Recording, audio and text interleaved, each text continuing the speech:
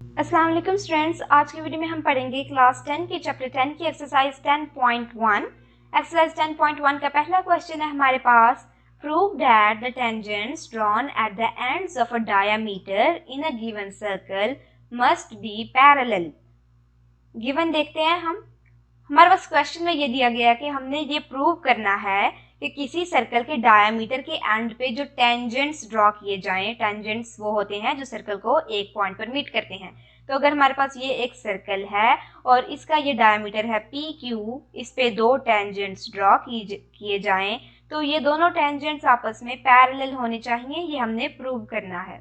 Given है हमारे पास, let L and M be two tangents to the circle at the end points of a diameter PQ। हमारे पास एक circle है जिसका diameter है PQ और हम लेट करते हैं कि L और M दो टेंजेंट्स है उस सर्कल के एंड पॉइंट्स पे। प्रूव हमने ये करना है L is parallel to M। L और M आपस में पैरेलल है, यानी ये दोनों टेंजेंट्स आपस में पैरेलल हैं। प्रूफ देखते हैं स्टेटमेंट्स। पहली स्टेटमेंट है हमारे पास, OP is perpendicular to L, OQ is perpendicular to M। तो अब हम यहाँ पहली स्टेटमेंट में कह रहे हैं कि OP जो रेडियस है ये परपेंडिकुलर है टेंजेंट L के, और OQ जो रेडियस है ये परपेंडिकुलर है टेंजेंट M के। इसकी रीजन आ जाएगी, a tangent at any point of a circle is perpendicular to the radius through the point of contact। किसी भी सर्कल पे जो कोई भी टेंजेंट होगा वो परपेंडिकुलर होता है रेडियस के, उस सर्कल के। तो इस वजह से OP जो रेडियस है सर्कल का वो परपेंडिकुलर होगा टेंजेंट L के, और OQ जो रेडियस है सर्कल का वो परपेंडिकुलर होगा टेंजेंट M के।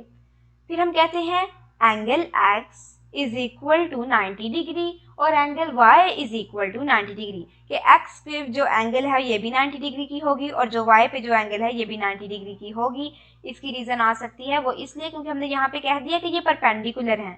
ठीक है, तो इसकी रीजन इसी स्टेटमेंट से निकलेगी। यहाँ पे अगर आप इसको 1 का नाम देते हैं तो आप रीजन में इसको फ्रॉम 1 लिख सकते हैं, क्योंकि अगर ये परपेंडिकुलर है तो इसका मतलब है वो 90 डिग्री की एंगल बनाता है। तो एंगल X और एंगल Y जो है ये 90 डिग्री की एंगल्स होंगी। This implies measure angle X is equal to measure angle Y is equal to 90 degree. तो एंगल X और एंगल Y आपस में इक्वल हैं और वो है 90 डिग्री की। But measure angle X and measure angle Y are alternate angles. लेकिन हमने ये कहा कि एंगल X और एंगल Y जो है अल्टरनेट एंगल्स हैं। अगर ये अल्टरनेट एंगल्स हैं और अल्टरनेट एंगल्स आपस में इक्वल होती हैं और ये इक्वल है 90 डिग्री की है, तो L इस पर पैरेलल टू M। इसका मतलब है कि L जो टेंजेंट है ये पैरेलल होगा M टेंजेंट के। अगर ये पैरेलल है M टेंजेंट के तभी तो ये अल्टरनेट एंगल्स बनाती हैं। अल्टरनेट इक्वल एंगल्स तब बनती हैं जब ये दोनों लाइंस, ये दोनों टेंजेंट्स आपस में पैरेलल हैं। तो प्रूव हो गया कि L is parallel to M, यानी दोनों टेंजेंट्स आपस में पैरेलल हैं। अब हम देखते हैं क्वेश्चन 2। क्वेश्चन 2 है हमारे पास, the diameters of two concentric circles. Concentric circles वो होते हैं जो अंदर दो सर्कल्स इकट्ठे आपस में बनाए जाएं। जैसे यहाँ पे ये एक सर्कल है, उसके अंदर एक और सर्कल है, इन्हें कंसेंट्रिक सर्कल्स कहा जाएगा। सो इनके जो डायमीटर है दो कंसेंट्रिक सर्कल्स के वो 10 सेंटीमीटर एंड 5 सेंटीमीटर है रिस्पेक्टिवली। यानी एक सर्कल का डायमीटर अगर 5 सेंटीमीटर है तो दूसरे सर्कल का डायमीटर 10 सेंटीमीटर है। Look for the length of any chord of the outer circle which touches the inner one। हमने किसी ऐसी कोड की लेंथ देखनी है बाहर के सर्कल की जो अंदर वाले सर्कल को टच करे। उस कोड की लेंथ हमने ढूंढनी है। सोल्यूशन हम देखते हैं, इन अ ट्राइंगल OCB। अब इन सर्कल्स में ये जो सेकंड सर्कल है इसका सेंटर है O, इससे हम इसके रेडियस है OC। इस रेडियस से हम दूसरे सर्कल के एंड को टच करते हैं तो B पॉइंट उसको हम नाम देते हैं OCB। हमारे पास एक ट्राइंगल आ जाएगी। इस ट्राइंगल OCB को हम देखते हैं, हम इस पे पाइथागोरस थ्योरम अप्लाई करते हैं कि OB स्क्वायर यानी hypotenuse is equal to OC square plus BC square, base plus perpendicular. So OB square is equal to OC square plus CB square. अब हम इसको इस तरह से कर सकते हैं कि OC स्क्वायर दूसरी साइड पे जाके माइनस हो जाए तो CB स्क्वायर हमारे पास आ जाएगा OB square minus OC square. OB square जो है हमारे पास इस सर्कल का रेडियस 5 सेंटीमीटर है, तो हम यहाँ पे लिखेंगे 5 का स्क्वायर माइनस OC जो इस सर्कल का रेडियस है वो है 2.5, तो यहाँ पे हम लिखेंगे 2.5 OC की जगह इसका whole square, 5 square minus 2.5 whole square जब हम सॉल्व करते हैं तो हमारे पास आता है 18.75। अब CB square is equal to 18.75, दोनों साइड्स पे स्क्वायर रूट लेते हैं हम, तो यहाँ पे स्क्वायर और स्क्वायर रूट कैंसिल हो जाएगा, हमारे पास CB आ जाएगा इज इक्वल टू दूसरी साइड पे स्क्वायर रूट लिया हुआ है 18.75, तो CB की वैल्यू हमारे पास आई है स्क्वायर रूट 18.75। AB की वैल्यू अब हमने देखनी है, AB क्या है, AB ये पूरी वो कोड है जो इस इनर सर्कल को टच करते हुए पहले सर्कल की कोड है, तो इस कोड को हमने कैसे देखना है, AB हम कह रहे हैं AB is equal to 2CB। अभी हमने CB की लेंथ पता की है, तो अगर AB की पता करनी है तो वो 2 टाइम्स CB होगा, क्योंकि C जो है ये मिड में है, इसलिए 2CB हमारे पास आएगा 2 अंडर रूट 18.75, और इसको जब हम सॉल्व करते हैं तो हमारे पास आएगा 8.7 सेंटीमीटर, जो कि इस कोड की लेंथ है और इस कोड की लेंथ हमने ढूंढनी थी। अब क्वेश्चन में हमें डायमीटर्स गिवन है, यहाँ पे आपने कंफ्यूज नहीं होना, हमें क्वेश्चन में गिवन है डायमीटर्स आर 10 एंड 5 सेंटीमीटर, तो इस पहले सर्कल का डायमीटर यानी होल 10 सेंटीमीटर होगा, और इसका रेडियस की बात की जाए तो रेडियस हमेशा हाफ होता है डायमीटर का, इसका रेडियस 5 था। इसी तरह इनर सर्कल का जो डायमीटर है वो 5 था, और उसका रेडियस अगर हाफ है तो रेडियस होगा 2.5।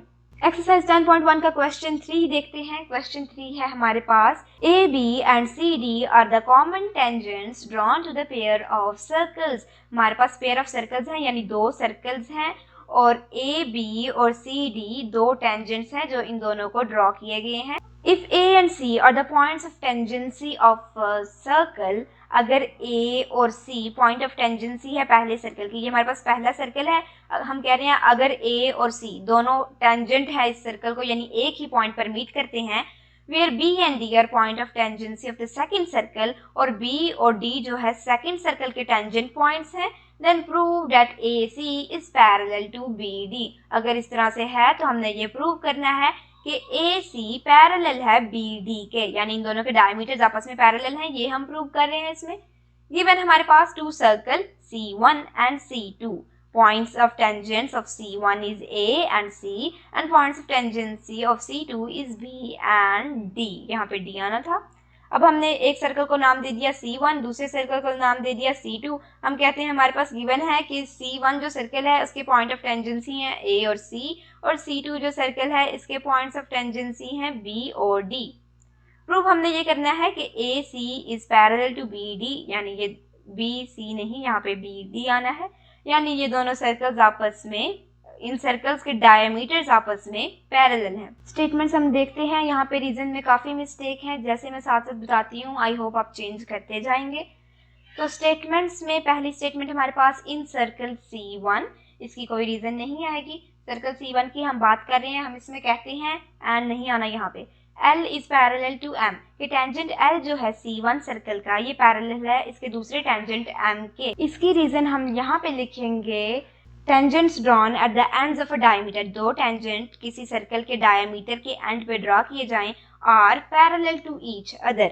इसकी रीज़न आएगी, tangents drawn at the ends of a diameter are parallel to each other, यानी एक सर्कल के डायमीटर के एंड्स पे जो टेंजेंट्स ड्रॉ किए जाएं वो आपस में पैरेलल होते हैं। इसलिए इस सर्कल जो है C1 इसका डायमीटर था AC, और इसके टेंजेंट्स जो इसके एंड पे ड्रॉ किए गए हैं L और M, ये आपस में पैरेलल होंगे।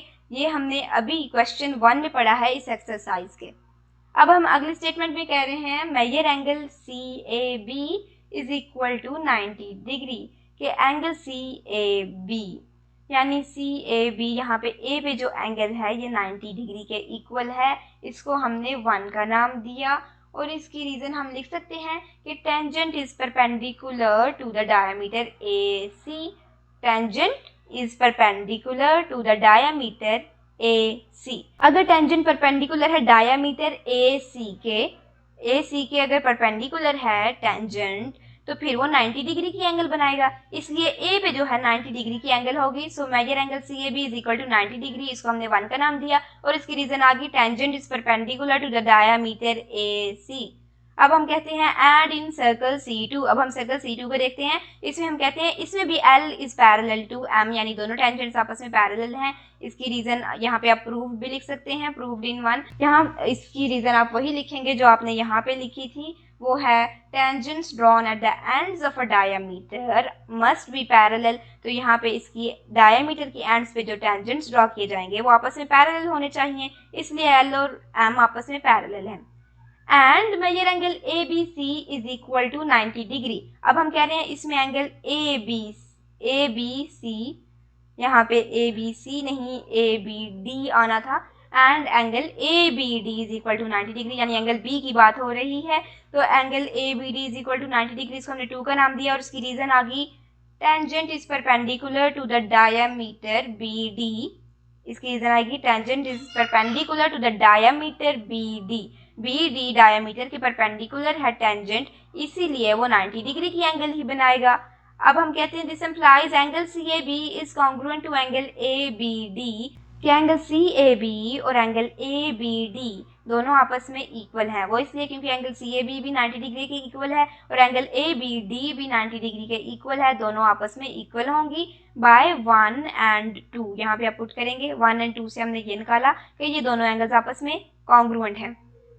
Similarly angle A C D is congruent to angle B D C. Similarly हम कह रहे हैं इसी तरह एंगल ए सी डी यानी सी पे जो एंगल है ये कॉन्ग्रुएंट होगी एंगल बी डी सी के, यानी डी पे जो एंगल है, क्योंकि ये दोनों भी आपस में 90 डिग्री की होंगी। Therefore ABCD is a rectangle, तो ABCD एक रेक्टेंगल होगी क्योंकि ABCD सब 90 डिग्री की एंगल्स हैं। Therefore AC is parallel to BC, तो फिर AC और BC नहीं, यहाँ पे BD आना है, हमने प्रूव भी BD करना था।